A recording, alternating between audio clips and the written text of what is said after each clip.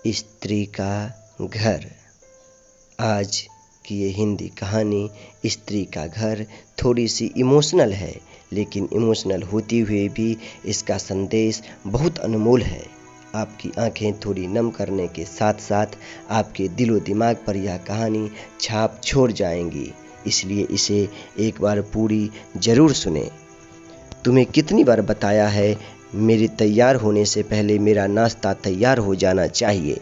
शादी के 25 सालों बाद भी तुम्हें मुझे क्यों बार बार एक ही बात बतानी पड़ती है लता? तुम्हें क्या है? तुम तो आराम से घर पर रहोगी, मुझे काम पर जाना पड़ता है। तुम हो कि हमेशा बेवकूफ़ों जैसी हरकत करती हो। अगर तुम यह जानबूझकर करती हो तो याद रखना, मुझसे बुरा कोई नहीं होगा। आज भी प्रभात का पारा चढ़ा हुआ था। इन कटु शब्दों में अपना गुस्सा उतारते हुए, गीला तौलिया कुर्सी पर फेंकते हुए प्रभात गुस्से से लता की तरफ देखने लगा। लता के लिए प्रभात का यह बेवजह का गुस्सा कोई नई बात नहीं थी। वह महीने में 3-4 बार ऐसे ही लता पर बरस पड़ता था। पहले पहले लता उसका विरोध किया करती थी, लेकिन जब कई सालों तक प्रभात में कोई बदलाव नहीं दिखा तो लता ने खुद को ही बदल दिया। अब प्रभात के कुछ भी कहने से लता को कोई फर्क नहीं पड़ता था।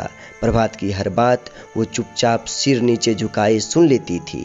शादी के 6 साल तक लता ने पूरी कोशिश की थी कि प्रभात को बदला जाए, लेकिन फालतू का गुस्सा करना और बाद में लता को भला बुरा कहना, यह मानो जैसे उसकी आदत हो गई थी। कोई भी वाद विवाद होता तो प्रभात सीधा लता को बोल देता, अगर मैं तुम्हें अच्छा नहीं लगता तो क्यों नहीं चली जाती अपने मायके, क्यों रहती हो मेरे साथ? इतना सब कुछ होने के बावजूद लता प्रभात के साथ रहती थी, क्योंकि उसे अपनी बेटी की फिक्र थी। और वह जाती भी तो कहाँ, अपने बूढ़े हो चुके माँ बाप को इस उम्र में परेशान करना वह नहीं चाहती थी। समाज और लोग क्या कहेंगे, यह भी तो उसे देखना था।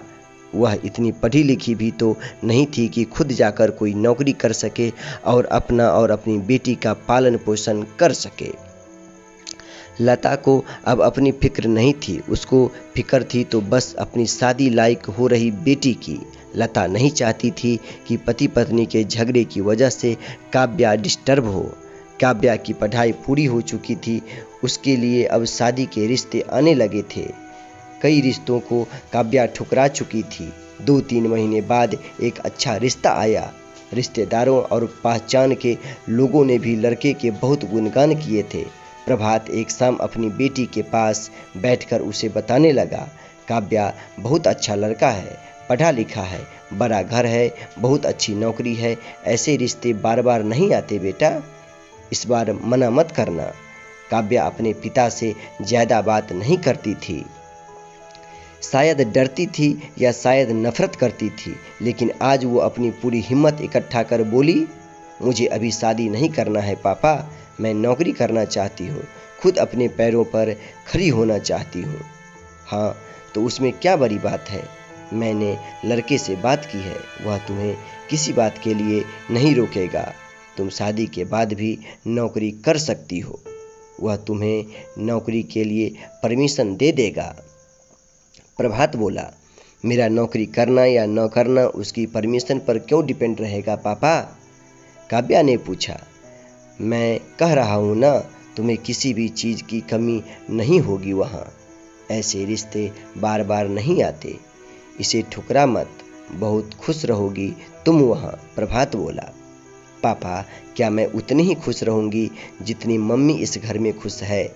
काव्या ने तंज कसते हुए कहा। आज तुम्हारी जबान कुछ ज़्यादा नहीं चल रही है। प्रभात उसे गुस्से से आंखें बड़ी करते हुए बोला, पापा मुझे शादी ही नहीं करनी है, क्योंकि शादी के बाद अगर वह लड़का आपके जैसा निकला तो मैं क्या करूँगी? मुझे आपके जैसा जीवन साथी नहीं चाहिए, जो बिना बात के मुझ पर हमेशा चिल्लाए। मुझे कुछ भी अपनी पसंद का लेना हो तो 10 बार सोचना पड़े, कहीं वह नाराज़ न हो जाए। मेरी तबीयत कैसी भी हो उसे परवाह न हो। रोटी थोड़ी सी मोटी बन जाए तो घर सर पर उठा ले, उसकी चेकबुक न मिले तो भी मेरा ही दोष निकाले, और वह हर छोटी मोटी बात पर मुझे मायके जाने के लिए कहे। काव्या ने अपना दिल खाली करते हुए पापा से सब कह दिया। प्रभात का गुस्सा सातवें आसमान पर था, लेकिन उसके मुंह से एक भी शब्द नहीं फूट रहा था। वो काव्या की बातें सुन रहा था। काव्या उतना ही बोलकर चुप नहीं हुई। आज पहली बार वह अपने पापा के सामने इतना कुछ बोल रही थी। पापा, आपने माँ के साथ हमेशा गलत व्यवहार किया है। आप अपने ऑफिस का गुस्सा बिना सोचे समझे माँ पर उतार देते हैं। कभी इस बात की परवाह भी नहीं करते कि उन्होंने कैसा लगता होगा। आपकी बातें सुन सुन माँ ने अपना स्वाभिमान खो दिया। प्रभात आज पहली बार अपने किए बर्तावों को महसूस कर पा रहा था। वो इतना ही बोल पाया, जो तुम्हारा मन है वो करो। मैं तो इतना बुरा हूँ ना? काव्या ने प्रभात का हाथ पकड़ा और बोली, पापा, मुझे सिर्फ एक सवाल का जवाब दे दो। क्या आप चाहेंगे कि मेरा पति आपके जैसा हो? अगर आपका जवाब हाँ है तो कर दीजिए मेरा रिश्ता आज ही, और ना है तो मुझे आत्मनिर्भर बनने दीजिए। प्रभात कुछ भी न बोल पाया और वहाँ से चुपचाप बाहर चला गया। आज उसे लता के सामने जाने में शर्म आ रही थी। चलते चलते उसकी आंखों से आंसू बह रहे थे।